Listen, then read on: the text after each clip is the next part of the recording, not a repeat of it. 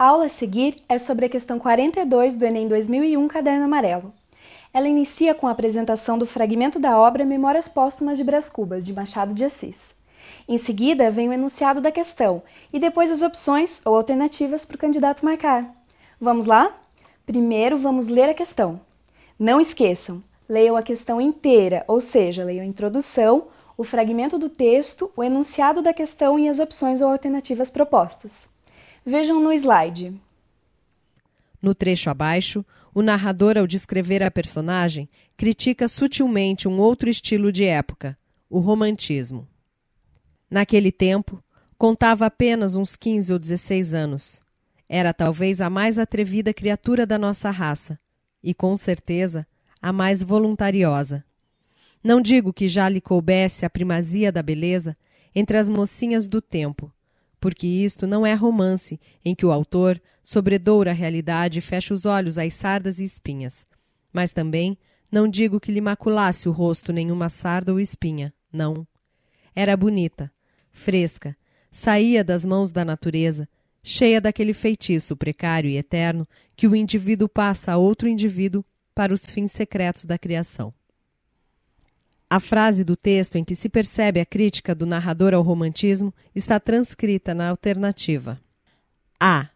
O autor sobredoura a realidade e fecha os olhos às sardas e espinhas.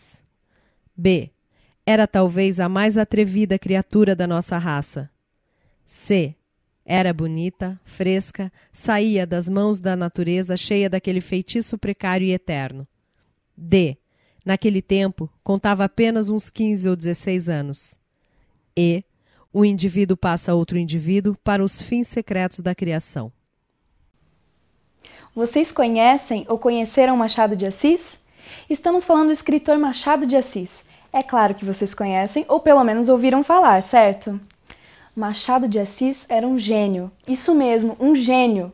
Sabem por quê? Acompanhem que informações interessantes. Ele era descendente de escravos, o que na época era motivo de muito preconceito. Tinha epilepsia, era gago e míope. Contudo, aprendeu a falar francês com um padeiro, para o qual trabalhava, e aprendeu estudando sozinho, alemão e inglês. Bacana isso, né? Que força de vontade e que inteligência!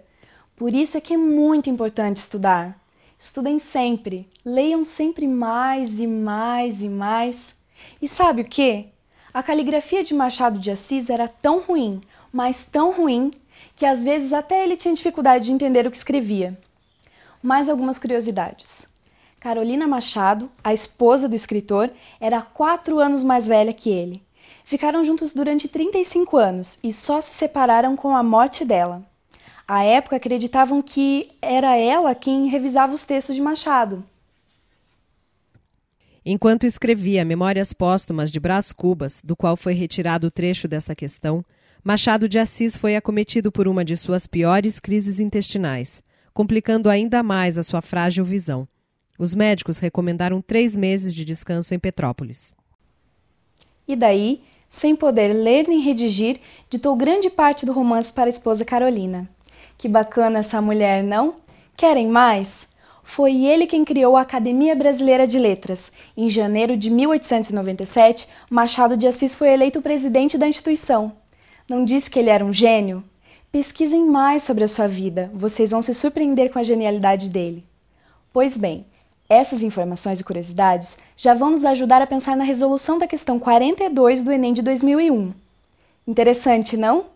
Gostaram? Entenderam a questão? Ou está um pouco confuso por causa da linguagem empregada pelo autor?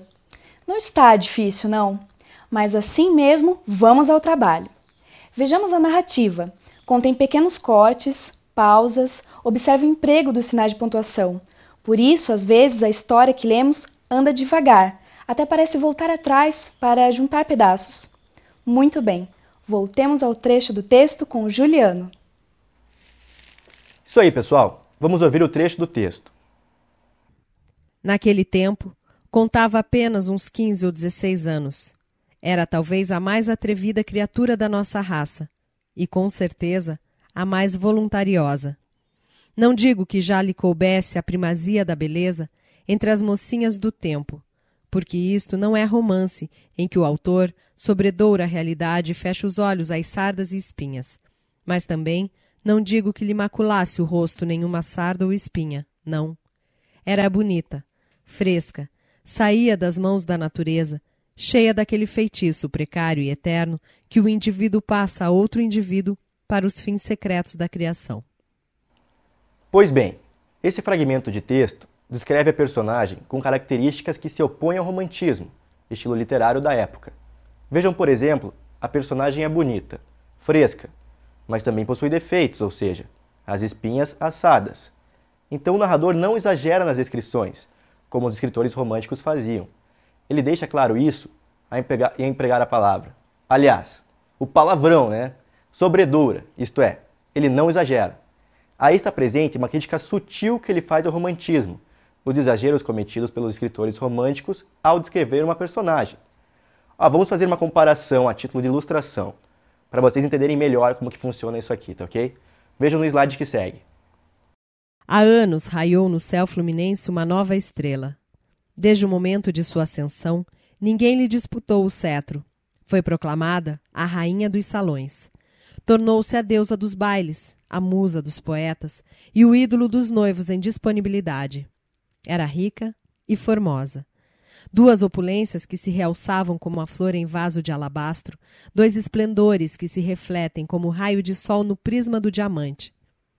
Quem não se recorda de Aurélia Camargo, que atravessou o firmamento da corte como brilhante meteoro e apagou-se de repente no meio do deslumbramento que produzia seu fulgor?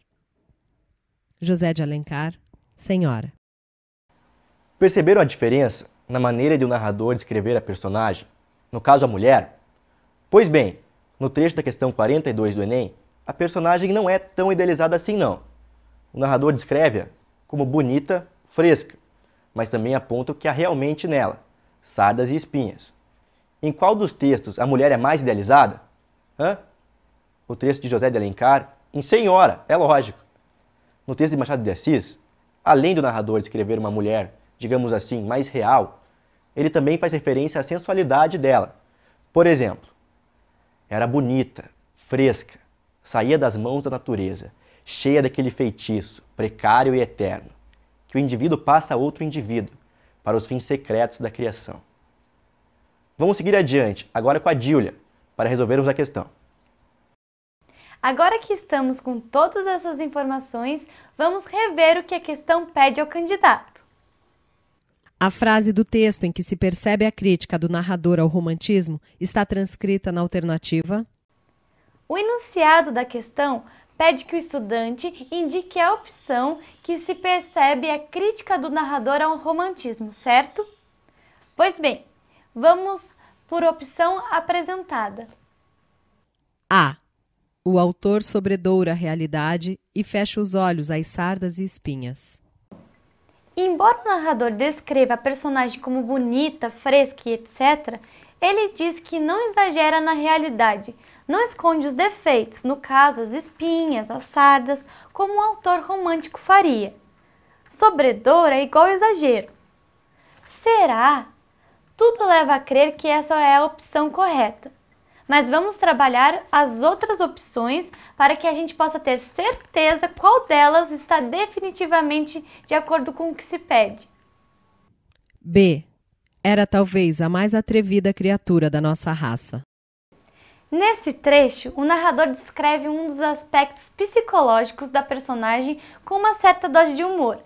Dessa descrição, portanto, encaixa nas características do romantismo, porque é escritor romântico que caracteriza a personagem com esse tipo de comportamento. Conclusão, eliminamos a letra B. Vamos para a próxima? C. Era bonita, fresca, saía das mãos da natureza, cheia daquele feitiço precário e eterno. Aqui, o narrador também descreve a personagem de uma maneira romântica, ao início de idealização da personagem. Depois, na sequência do texto, é que se percebe a mudança de tom ao descrevê-la. Conclusão, eliminamos também a letra C. Próxima. D. Naquele tempo, contava apenas uns 15 ou 16 anos. Nessa passagem, o narrador apresenta uma descrição geral da personagem, para que o leitor crie a imagem de uma pessoa nova. Essa é uma descrição física, comum a qualquer personagem de qualquer história, variando o número da idade, é claro. Conclusão, eliminamos a letra D. Agora a última opção. E. O indivíduo passa a outro indivíduo para os fins secretos da criação. Aqui o narrador descreve todo o viço, toda a jovialidade da personagem. Também há uma indicação da sensualidade dela. Mas esse modo de descrever uma personagem, ou mulher, já apareceu no final da fase romântica da literatura. Conclusão, eliminamos a letra E também. Peraí, eliminamos todas? Não! Agora sim podemos rever a opção A, lembram? A. O autor sobredoura a realidade e fecha os olhos às sardas e espinhas.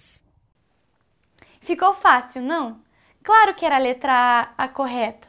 Muito bem. Entenderam a lógica do Enem? Esse processo de eliminar as opções que vocês têm certeza que nada tem a ver com o texto apresentado é muito prático e ajuda bastante na reflexão. Viram como fica fácil assim? Mais uma vez finalizamos a análise da questão. Aqui vai uma dica para vocês. Como um fragmento de poema trabalhado na questão do Enem faz parte do realismo brasileiro, sugiro que vocês assistam ao filme Dom. Dom é um filme brasileiro de 2003, do gênero drama, com roteiro e direção de Moacir Góes e é uma reimaginação da obra Dom Casmurro de Machado de Assis. Bento Marcos Palmeira é um homem cujos pais, apreciadores de Machado de Assis, resolveram batizá-lo com este nome em homenagem ao personagem homônimo do livro Dom Casmurro.